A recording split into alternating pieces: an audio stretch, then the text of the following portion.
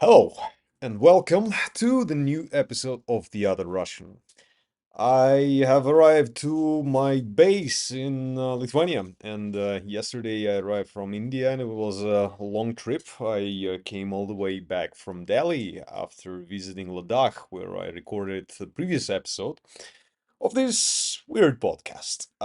So yeah, I'm still recovering from that flight, absence of sleep, and everything that happened. But well, I had some sleep yesterday, but still, I need a day probably to recover. Maybe I'm getting old or something. My dog is wondering, like, why all of a sudden have I started to speak English? Let me show her to you. That's Sherry. Yeah, she's a good dog. Who's a good dog? You're a good dog.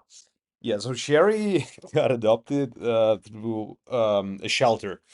And yeah, we got her in 2020, if I remember correctly. Yeah, it was the COVID isolation and everything that was related to it. And my wife was insisting back in the day on getting a dog. And yeah, prior to COVID, I used to work for British consultancy, in which I was traveling at quite a lot in various locations around Europe, not only. And yeah, I've been spending some time apart from my dear wife, so she wanted to get a dog. I never like hardly wanted to get a dog. I mean, I never had like a strong intention to get a dog, like for sure. But I guess over time she convinced me to do it. She said that, once I'm out, she will be there with the dog and she'll, or he, I mean, it will accompany her, would accompany her. So yeah, we went to volunteers. Well, it's in Russian. So there are people who volunteer basically and host people, people, dogs from shelter or cats from shelters. And yeah, so we got in touch with a couple of them, and we've seen some dogs, and they were, well, various types of dogs. Some are more aggressive, some are less aggressive. I think we've seen like maybe four or five dogs by that moment. And yeah, when we saw Sherry, she was like very scared piece of fur, basically. At that time, she was like 10 or 11 months old. She was born in the streets, and she got into a shelter when she was like 4 months old, not years, of course. And yeah, she's been with the volunteers, and extremely traumatized dog, because when we got her, when we spent a couple of times with her before like signing the documents and transferring rights to us. But yeah, she was a very scared dog, of everything, pretty much, of like men mainly and children, but in general, generally speaking, when we got her and when she arrived to our house, she just kind of cornered herself in a decent location in one of the rooms, and just sat there with her tail between her legs and not wanting to even go out to the street to shit and pee. So yeah, it was a long period of time and some antidepressants, and well, it's not that it was my or my wife's decision to put her into depressants. We went to the doctor, like the veterinarian, and we went to zoo psychologist. We went to what the fuck is it in Russian, in English? Kinolog, basically a person who is specialized in training dogs. So yeah, we spent time with all of them, and we put her on some antidepressants, and after half a year or so, she got like significantly better. But yeah, just to give you a bit of a background, she not only didn't want to go out to the street, she basically pooed and peed in a house, and it was really annoying to wake up in the morning and find a piece of shit laying there in your in another room. So yeah, I mean, now she's much better and she's no longer that afraid of people. However, still she's like very cautious about new personalities that she meets, but much better than back in the day. So yeah, she got me distracted. I don't even know what I was like, what exactly was I thinking to talk to you about today, but yeah, I just probably wanted to give you a bit of a deep dive in terms of like Russian perspective thing. So yeah, I mean, I've told you before that there are various levels of propaganda machine. Ones that are directed externally, the other ones are directed internally. And there are like several media outlets that are pretty much owned by Russian government nowadays. So I just wanted to, show you screen and some of those um, news outlets, let's put it this way, just to give you an idea of what is happening in there. And yeah, before that, I gave you an overview of a study that a friend of mine did, and it demonstrated that there are not that many core supporters. And by the way, there was one other segment that I mentioned before was called internal immigrants. So internal immigrants wasn't about like immigrating to another place necessarily. It was mainly about like escaping from reality and just concentrating on something different, trying to not face reality as it is right now and just, try not see everything that is happening around you. Basically, yeah, escape it. So, yeah, let me show you my screen. Oh, shit. Damn, I'm not prepared. Anyway, so oh, what the fuck? Anyway, let's give it a try. I don't know if I'm gonna succeed at it. Yeah, there we go. Yep. Yeah, there we go. Brilliant. Nice. So, this is another screen. Before that, I've been showing to you two screens at the same time because I'm not technically prepared, even though I think I got improved quality of my sound, but still my technical skills are not that good at the moment, especially in my brain. So yeah, anyway, let's go back to the one of the outlets. So what do we see here? Advertisement of tables. That's interesting. So RBC is one of the biggest and oldest news outlets, basically. Well, you can see that they advertise premium real estate with 10% discount only, which means, I guess, everything's going fine so far. Yeah, so let's just scroll quickly and have a look at what they say. So, oh, Chat GPT, what? Oh yeah. Okay, so it's some phishing type of advertisement. Well, actually by them, but anyway. So they're just seeking your attention. So what it says here, Ministry of Foreign Affairs listed demands of Russia for the completion of conflict in Ukraine. Oh, that's interesting. Let's have a look. Okay, what do they say? So, blah, blah, blah, blah, blah, blah, blah, blah, blah. Oh, okay. So, yeah, so Kiev, well, must lay down weapons. That's interesting. And stop terrorist attacks. Ooh, okay. So that's interesting. Right. So West stops filling Ukraine with weapons, like pumping it with weapons, actually. Um, so yeah, the neutral outside of NATO bloc non-nuclear status of Ukraine's confirmed. New territories.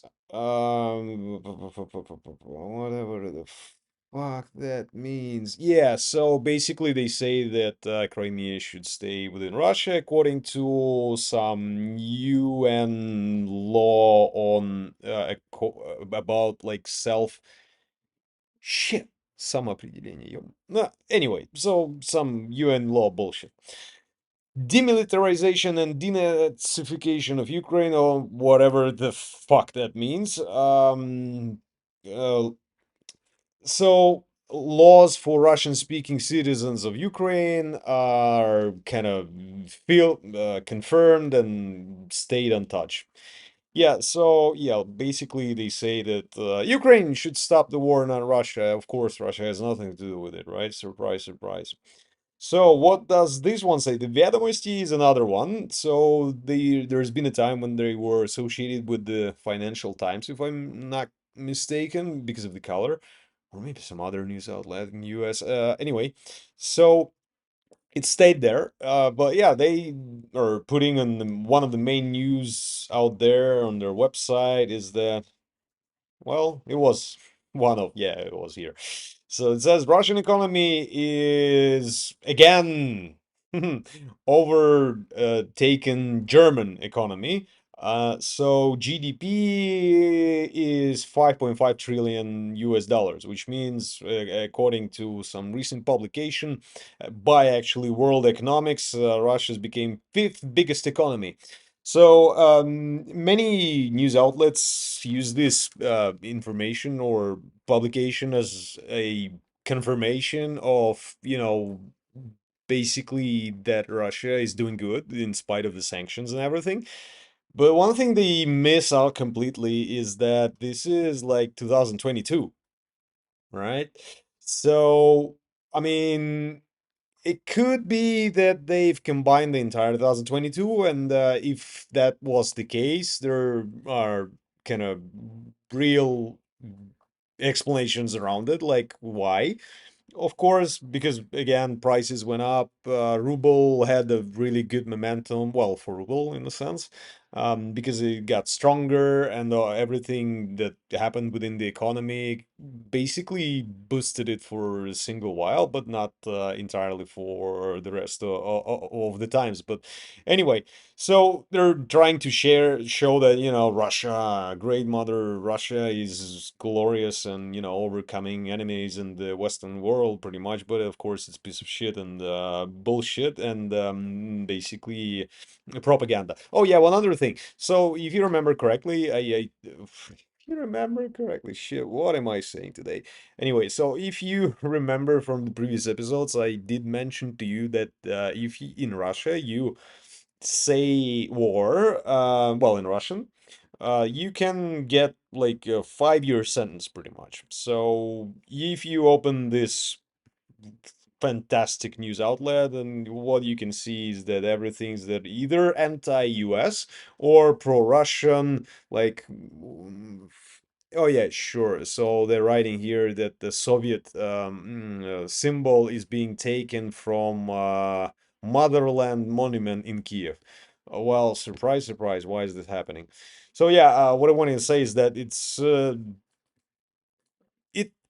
not war in Russia. It's special military operation, and you're like, yeah, right. Looks very special to me, militarily. So once you go there, you can see that there's a lot of information about, you know. So Russia ruled out the potential of stopping the war. Well, actually, they didn't say war, a conflict. Uh, According to Zelensky's formula, whatever the fuck that formula is, really. So yeah, just everything that is boosting, Russia, and saying that, these bad West is just trying to destroy us. Nothing's gonna work. We're gonna succeed and shit like that. But then again, they're putting some news here about charity and doing good, and I don't know how it all kind of combines together in one page for them. So doing good and military operation, and yeah, I mean, I don't get it. Maybe I'm stupid, I don't know. But yeah, there's another one. Коммерсант is another like news outlet, business press, and again, in the end, it's all owned by, yeah, I almost clicked on it. It's like shady shit here. It's just advertisements like, I want to look at Russia, but then again, like, yeah, this looks like realistic stuff. Advertisement. No, not gonna go for it. Yeah, what do they say here? Yeah, again, says Russia is ready to negotiate and regulate conflict in Ukraine. What says? So, court arrested damn, what are those? Like, not actions, bills, trade, shares. Yeah, shares. shares of Sberbank, Gazprom, Внешторгbank, it's one of the biggest bank, and Aeroflot, that were owned by Goldman Sachs. Who did what? I don't know. Mrs. Russia. Well, I hope it's not her, but it could be. Damn, I no, I don't want to go there. So what else does it say here? Oh yeah, by the way, the title here says what is happening after military forces entered Ukraine. Again, not war, something different. Right, okay, something about again glorifying Mother Russia, making up solutions, and what else? What else? Oh, some nice advertisement. Yeah, they offer passport. I definitely prefer passport. Unfortunately, I'm not that rich to invest anything. Vanuatu, where the fuck is it? Right, I'm not that good in geography. I don't know locations of all the countries, but still looks compelling. I mean, nowadays, you have a Russian passport, you're fucked pretty much. Oh yeah, one other news that Barbie took over $1 billion. Shit, that's a lot. That's a lot. Right, where did I want to go with all this? I don't even know, but yeah, yeah, let's go back to just me and try to build something from where I've started. So yeah, as you can see, everything that Russian media says is basically bullshit in a sense. I mean, they're glorifying Russia. They are saying that this big bad West is trying to destroy them. And yeah, it's been happening throughout like entire time ever since the war started. And yeah, one could quarrel what was the date of start, whether or not it was February 24th, 2022, or before, since Crimea, or other military forces when they entered Donetsk and Lugansk. I mean, Russian military forces, of course. So, damn, I completely lost my thought here. So, oh yeah, yeah, yeah, right, right, right. So, people who live in Russia, they the some of them, of course, I'm not saying about all of them, are facing a very tough dilemma. And recently, I've spent some time with my team, and they still reside in Russia. And it's really interesting to kind of ask them around, like, what do you see, whether or not there are any changes in society, and you can tell from what they say that well, their friends at least, or people who surround them, are pretty much depressed. And you can definitely understand them because there's war happening. You cannot call things by their names. Big brands are leaving. Oh, by the way, recently Danone's assets in Russia. Danone is French producer of dairy products. uh, so yeah, their assets in Russia being nationalized, as well as some other company that I don't remember the name of.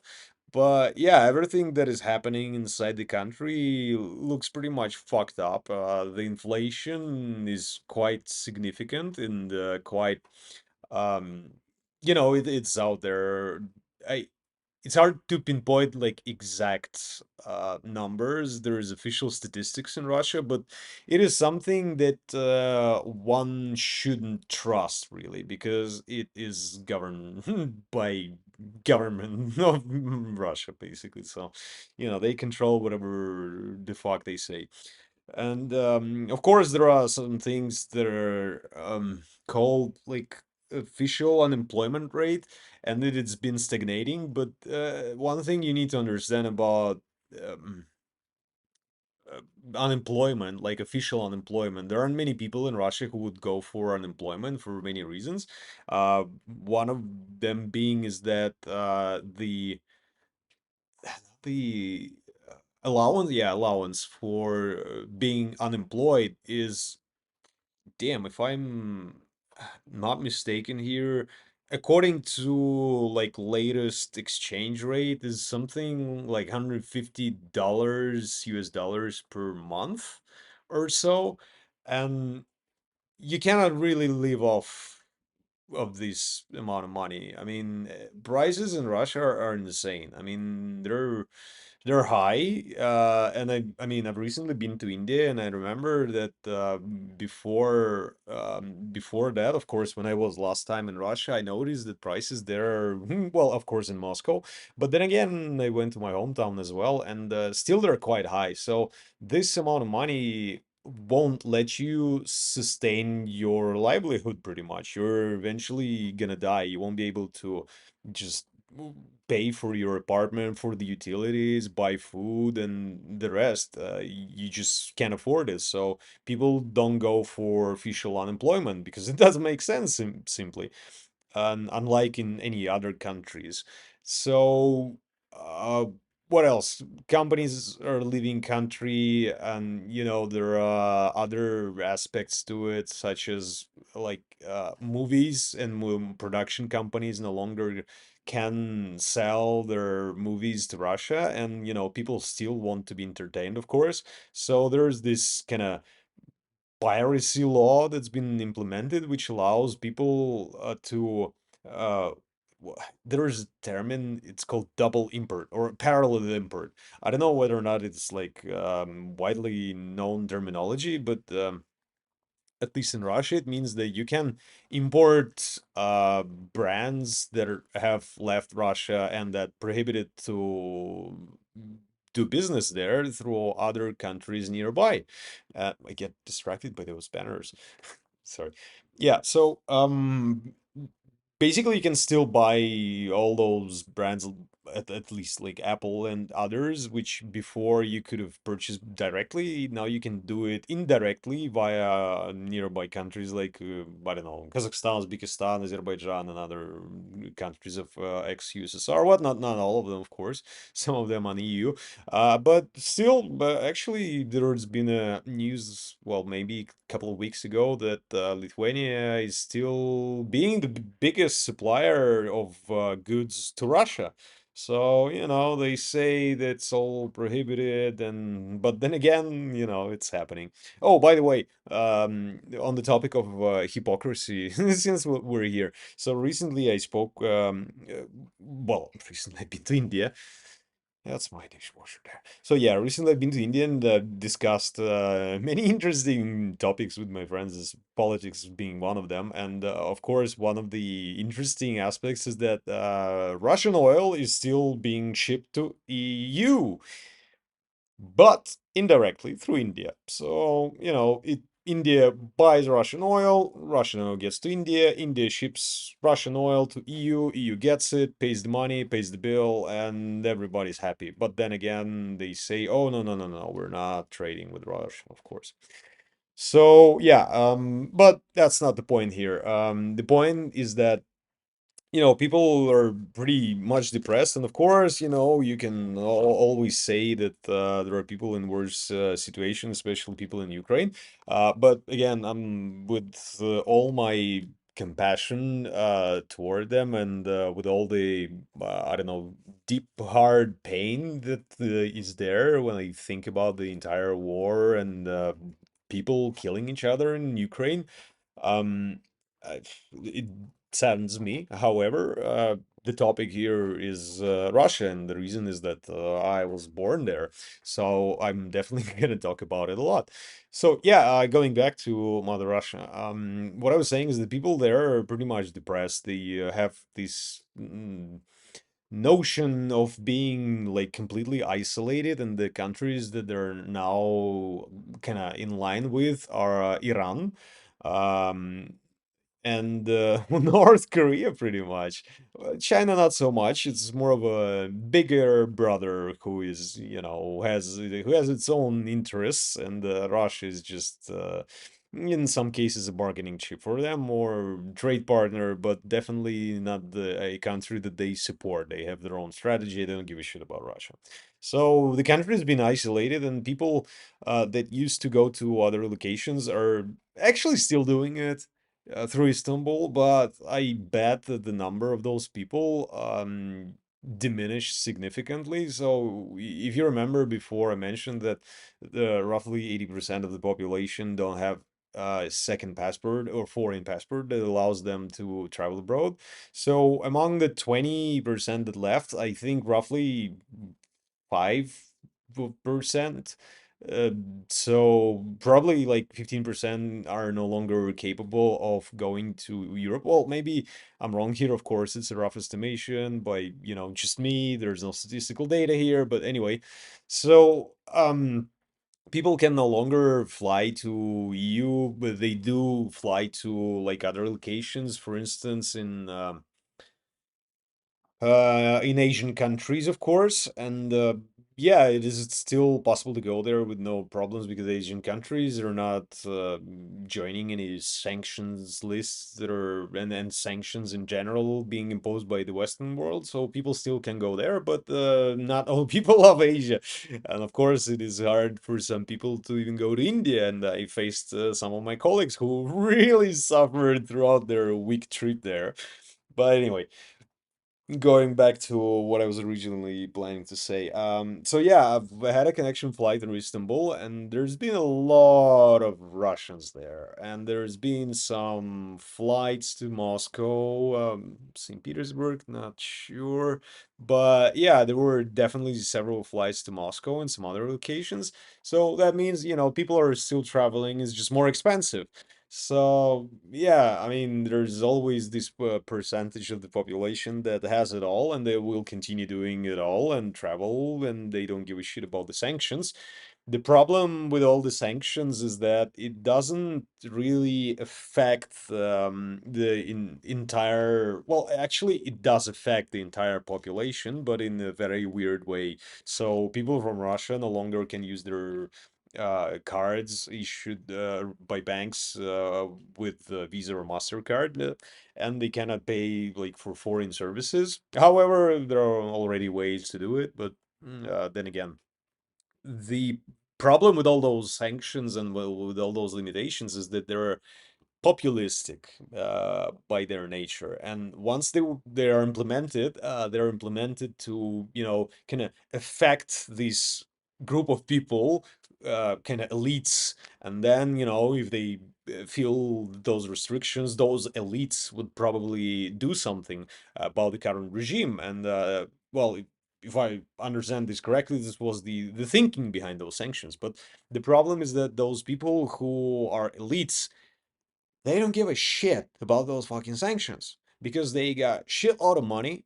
They can afford pay extra buck and get a card in some other location, get some other passport of another country. I mean, you can buy a second citizenship by probably St. Kitts and St. Nevis. It's one of those island countries, and yeah, just go anywhere you want. Or, even those people who are actually on the sanctions list, they're still traveling to Europe and they're still enjoying shopping, and the relatives as well. So, you start to kind of dissect the effects of those sanctions, and in many cases they just don't make sense. But one thing that all of them do accomplish is that this like high level of isolation on many like different scales, pretty much, because the country's been isolated in many ways, not only economically but in general. It's being cut out of the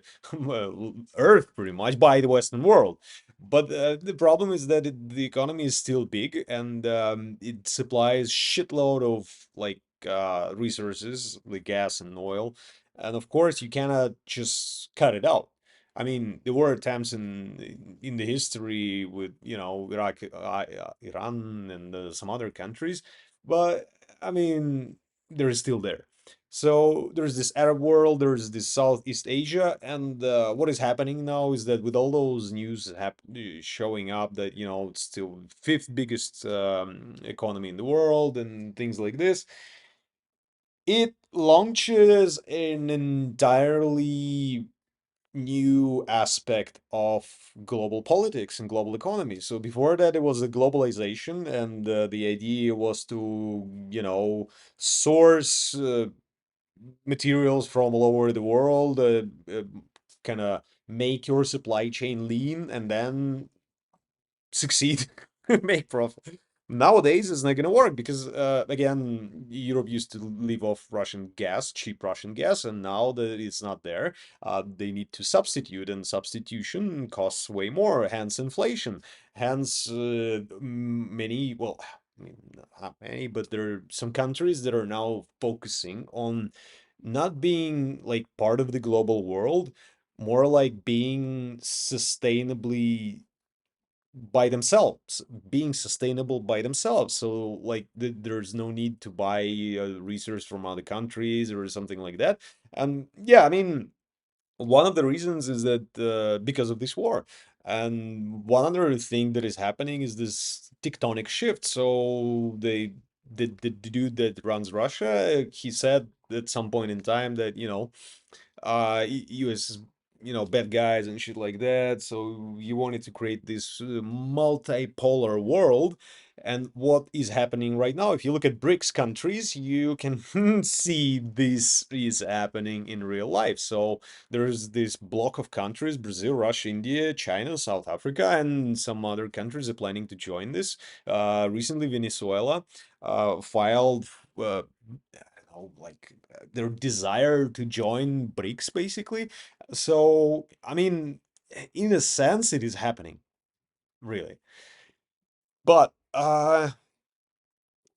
what did I want to say? So yeah, yeah. I mean, going back to all those poor Russians. I mean, all those people that say that, people in Russia need to go to the streets and, demand changes, they don't recognize a lot of aspects. So one of the critical aspects is that it is Orwell's 1984. Second, there are laws that, basically can destroy your life like this. And if you like sit and think for a moment, so imagine yourself in this situation and imagine your desire to go to the streets and do something. Think logically. Are you prepared to waste 10 or however many years of your life, your health maybe, or maybe something else for just going to the streets? Not really. The majority of people would say that no, that's not a good idea. And there is some background to it. So just to give you an idea, I don't remember if I said it to you before, but I've recently said it to a couple of friends, and I now have a feeling that I do repeat myself from time to time. But anyway, so as you remember, I'm coming from an industrial city, Yekaterinburg, and in the 90s, there were like two gangs in the city who were trying to control the entire city. So they had like shootings from time to time, and they had some other evil shit happening. So Viz and Uralmash, and I was living in Viz, it's Verkhisevsky Zavod, so one of the plants that had founded the city in the first place. And there was like a place, an ice cream joint next to my house, like one or two houses nearby from. Again, my English today is not that good. So anyway, and it was like when I was 6 or 7 years or so. I don't remember like exactly, but again, the early 90s, and I was going there. So my wife, oh, what am I saying? My mother, my father, and probably my sister. They took me there, and they served ice cream in those nice metal cups with the chocolate sprinkles on top. That I remember, but not much really. And then there were cartoons, Tom and Jerry. So I was amazed by them, stunned, and I was just, sitting there eating ice cream, watching. That's all I remember really. At some point in time, that place got blown apart, like an explosion, because of the gang war happening, and windows in nearby area from the houses of 12-story houses, 9-story houses, they just, went out completely. Luckily, well, I mean, not luckily, but still, it was summertime, so it was not that like bad. But imagine if it was done during winter time. And yeah, I mean, of course, people do remember everything that came along with this like war and it happened not only in Yekaterinburg, it happened in other cities in Moscow as well, St. Petersburg. I mean, gangs and killings and bombings, and they were happening. And one of the biggest fears for people in Russia is that once you start to kind of ask for a change, this can happen again because it already did, and it was cruel as fuck, and nobody wants to, experience one more time. So, yeah, I mean, there is this reason, and there are other reasons as well. So it is hard to, just blame all Russians for not doing shit. I mean, first of all, if you want to change something, just go and do it. I mean, go to the Red Square, take out the like the big piece of paper, write whatever you want to write, and see how far would you go. Try to organize something and see how far would you go. So recently, you may have heard of Navalny, and that guy, the blogger who tried to become a president of Russia at some point in time, and he got canceled by Russian government basically. So he recently got an additional 19 years to his sentence. And yeah, I mean, of course, it's all piece of shit. I mean, everything that the the foundation of uh the foundation of this case. Yeah, right. But still, if you see that they do this to the person who was extremely well known inside of Russia and not only inside of it, you can just think logically what they can do to other people. And there's Belarus, who suffered a lot in 2020, and they tried to overcome this situation, but there were some nasty, nasty cases that are happening. And there are some people from Belarus in Lithuania, and there were a lot of like dark stories happening to people. So, of course, I mean, if you take all this into consideration, it is simply pointless to, blame all those Russians for not doing shit because, I mean, who in their like sense really would want to risk their life for what? I mean, the entire government is controlled. The entire system is controlled by a group of old men. So one man goes, the other one replaces him. It's not like you can, come up with a revolution. Unfortunately, or fortunately, I don't know nowadays, what you can or cannot say about Russia. But anyway, I'm just gonna wrap up here and try to understand like why of all I decided to talk about Russian politics or Russian news. I don't know. Anyway, so probably next time I record a new episode, I'm gonna be slightly better in my mind. I hope so. But I'm not sure. Oh, by the way, there's my background here. So there's Ganesha. I use securing money. There's some giraffes from South Africa. And by the way, you remember that thing behind my back? I showed it to you in my previous episode. There's, oh shit, there's Godzilla from Japan there, and there are some books in there in the background. So yeah, probably this is the location where I'll be recording some of my podcasts. So again, thank you for listening. I hope I've entertained you to a certain degree. And yeah, again, thank you for spending time, and hopefully you learned something new. I'll try to make it more informative next time and prepare better. But yeah, so far it is what it is. So again, thank you for watching. Till next episode.